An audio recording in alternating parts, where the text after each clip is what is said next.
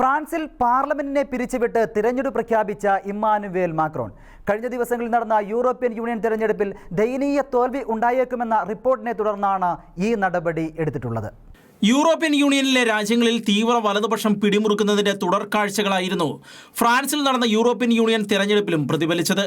ഇലക്ഷനിൽ ഫ്രാൻസിലെ മരീൻ ലീപ്പനിന്റെ തീവ്ര വലതുപക്ഷ പാർട്ടിയായ നാഷണൽ റാലി പാർട്ടി മക്രോണിന്റെ സെൻട്രൽ പാർട്ടിയേക്കാൾ ബഹുദൂരം മുന്നിൽ എത്തിയിരുന്നു.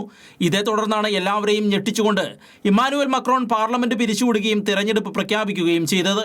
അനധികൃതമായ കുടിയേറ്റം മൂലവും തീവ്രവാദ ആക്രമണങ്ങളാലും വലയുന്ന ഫ്രാൻസിലെ ജനങ്ങളെ സംബന്ധിച്ച് ഒരു മാറ്റം ആഗ്രഹിക്കുന്നു എന്നുള്ളതിന്റെ പ്രതിഫലനമായിരുന്നു തെരഞ്ഞെടുപ്പ് ഫലം.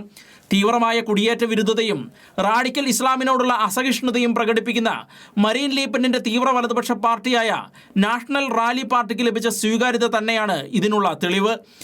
മരീൻ ലീപ്പനിന്റെ പാർട്ടി 31% മുതൽ 32% വരെ വോട്ടുകൾ നേടുമെന്ന് കണക്കാക്കിയപ്പോൾ മക്രോണിന്റെ പാർട്ടിക്ക് ഏകദേശം 15% വോട്ടുകൾ മാത്രമേ ലഭിക്കൂ എന്നാണ് കണക്കാക്കപ്പെട്ടത്. അതിനാൽ തന്നെ വരാൻ പോകുന്ന തെരഞ്ഞെടുപ്പിൽ മരീൻ ലീപ്പൻ അധികാരത്തിൽ എത്തിയേക്കുമെന്നും സൂചനകളുണ്ട്. International desk, Shekinah news.